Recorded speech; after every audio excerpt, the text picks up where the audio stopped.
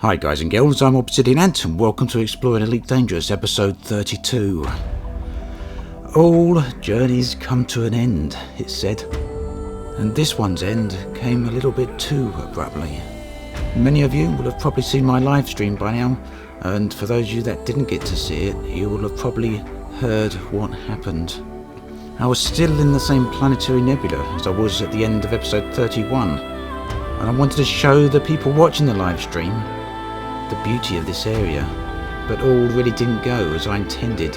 I became a little inattentive, and when combined with an in-game bug, it spelled disaster. Although obvious in hindsight, unbeknownst to me at this particular moment, silent running had become active. I incorrectly assumed that I was taking heat damage by being too close to the black hole, even though in the back of my mind I knew that that shouldn't be happening. But as I tried to escape, the ghost inputs went haywire, essentially taking over my ship and preventing me from getting away. Before I knew it, I was up to well over 400% on heat damage. And believing I needed to escape the reaches of the black hole, I made matters worse by going into supercruise. Of course, I fully expected this to start reducing the heat as I got further away from the black hole, and although the heat did start going down, it went down nowhere near as fast as it actually should have done. I was now down to 30% on hull integrity, and modules started to go offline. I knew at this point it was all hopeless and that there was going to be no way out of this at all for me. What played in the back of my mind is that I'd spent 4 months getting out here. 4 months of exploration, 4 months of discovery data, all about to go up in an explosion. And not even a very impressive one. Ship destroyed. The message every explorer dreads to see. I wasn't too worried about the rebuy cost of the ship here. I knew I could easily afford that. I haven't got a great fat wallet of cash here, but I had enough to cover my ASP. And to be perfectly honest, I wasn't even that worried about the discovery data that I'd lost.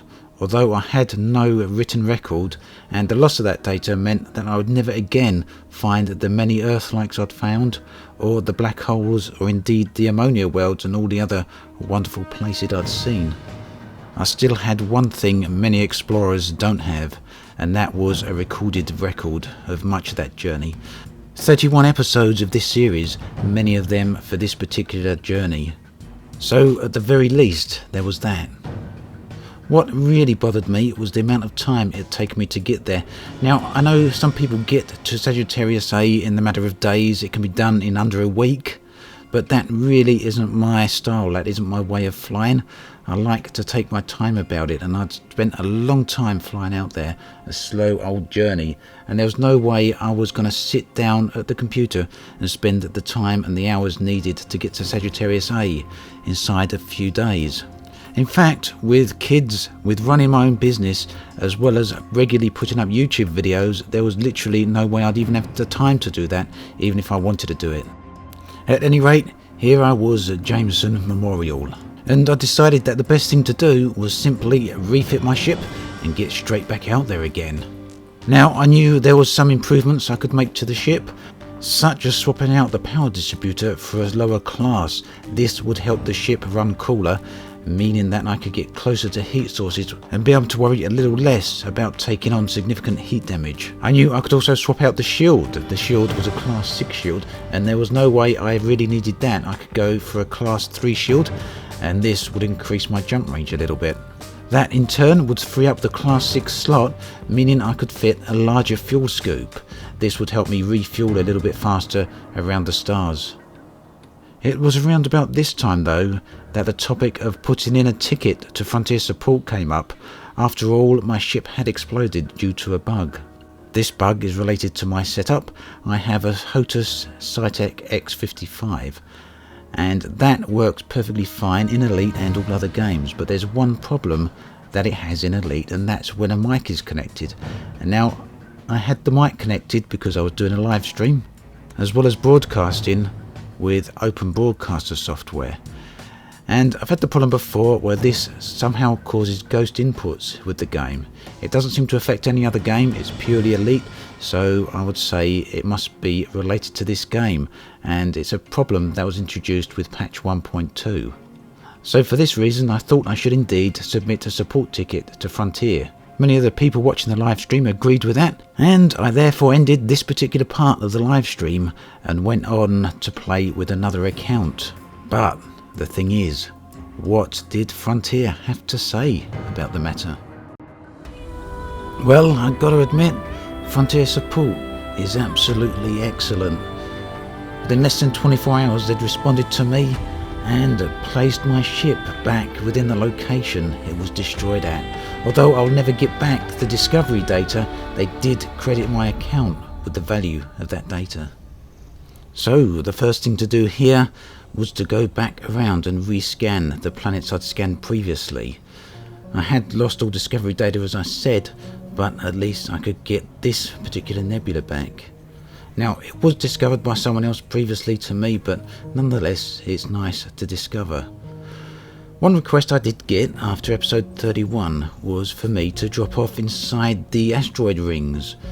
You may remember that because the central star to this system is a black hole, it meant that all the planets are actually black here, and that also meant black rings.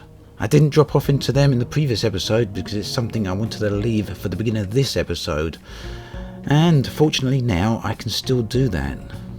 I took a quick pass of some of the moons out here. Right here we got a pair of binary moons, and yep, again they all look pretty dark, lit only by the ambient light of this particular nebula, just as I mentioned previously. Now don't worry, I'm not going to spend the entire episode in this nebula. We're going to be here just a couple more minutes just so we can have a look at this particular ring system, and then we're going to be heading off deeper toward the core. I've got to admit actually, this is still the most impressive location I've seen in the game, or at the very least just one of them. And I'm really looking forward to seeing what this sort of area is going to look like when we can land on planets. Just imagine that. Now, I'm not going to lie, another reason I didn't go into a ring system previously is because I didn't want to be disappointed with it. As you know, I've not been all that impressed with the recent changes to asteroids. In my opinion, they look a lot worse than they did previously, and really to avoid being confronted with that disappointment again and again, I try not to go into them too often. But this one is a little bit different. This one doesn't have the normal lighting, and so hopefully it wasn't going to have the usual lighting problems we're faced with. If this was in a regular area of space, right now we'd pretty much see nothing. All these black rocks would be against a black backdrop, and they'd be impossible to see, meaning we'd have a very good chance of crashing into them. But here they stand out pretty well, and the contrast is actually very dramatic. The only thing that would have perhaps made this area look nicer would have been a little bit of fog or dust within the asteroid field here. And having this ring orbiting a star also made things a little bit more interesting, because otherwise the planet here, the gas giant here, would have been black. And as you can see, as we get closer here, there's nothing that special to see because the low light levels prevent any detail showing up on the rocks. So with that done, it's time to head on out of here and look for some new locations. I really didn't have to go very far before I started finding some interesting sights. On my first jump, I jumped to a star with this magnificent solar eruption. And once again, I very quickly started coming across interesting planets again. In particular was this ringed gas giant, which looked very much like a water world. In fact, I found a whole bunch of interesting ring systems throughout this area. One in particular was this ice giant, which just so happened to contain ice asteroids. Now, these particular asteroids don't seem to be too badly affected by the graphical glitch, which made them a very spectacular sight to behold. Now, at the risk of repeating myself, the ice world in the background there is a sort of place we're going to be able to land at when Horizons hits. So, the water worlds are just kept on coming. This particular system, the first two planets near the star here, were both water worlds, so naturally I decided to go and explore both of them. It was nice to be able to find water worlds so easily, after having discovered so many of them previously, and of course having lost all that data. I was off to a pretty good start here. There was no Earthlights just yet, but of course I was only just getting started. The amount of water worlds here was more than enough to keep me going. I did also come across a rather interesting looking metal content planet, and that is just coming up now. What I found interesting here is that the surface was a little unlike anything I'd seen previously. But that wasn't the most interesting discovery. The most interesting discovery was still to come. Nebula and planetary nebula are some of the most beautiful areas to find. Planetary nebula in particular can be quite difficult to discover.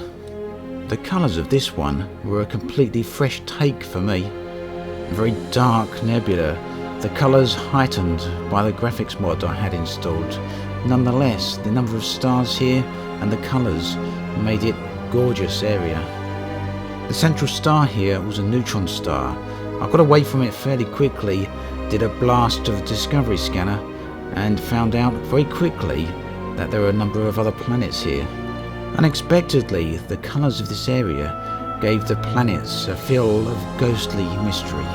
It is quite possible to travel for months within the elite galaxy and never see anything remotely close to this, and so it felt quite a privilege to come across it.